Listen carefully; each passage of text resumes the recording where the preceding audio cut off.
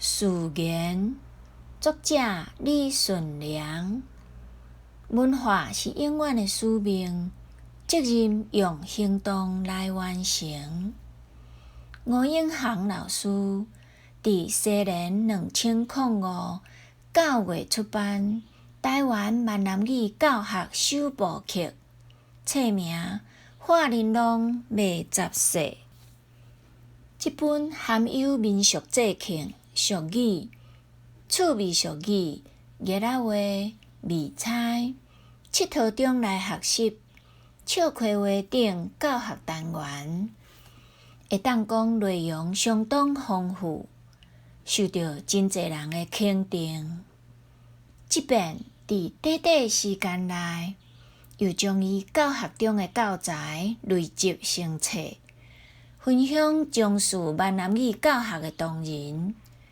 即种用心的态度，值得学习钦佩。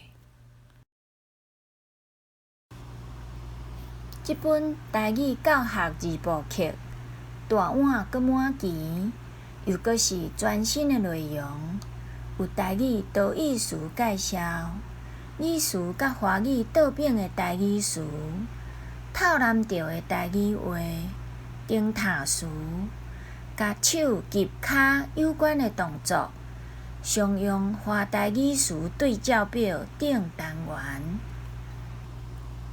真是包罗万象。其实也会使讲是吴老师将咱真侪生活语言经验的累积，透过伊的用心集结成册。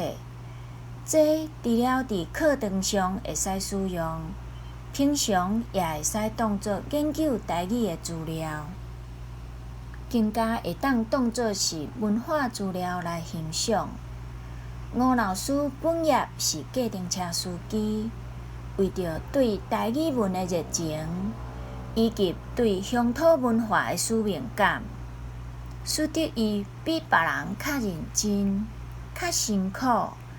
除了开车以外，也阁到国民学校担任母语教学老师，而且不断进修研究。除了内容的充实，嘛研究有效的教学技巧和方法，并组织读书会讨论推广。终究，伊的真心付出会加惠教育同仁甲学生，也会为教育界甲伊个人带来无限的光荣。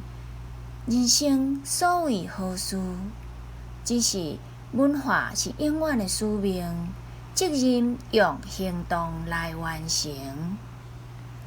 这是我对吴老师的肯定甲钦佩。公馆国小校长李顺良。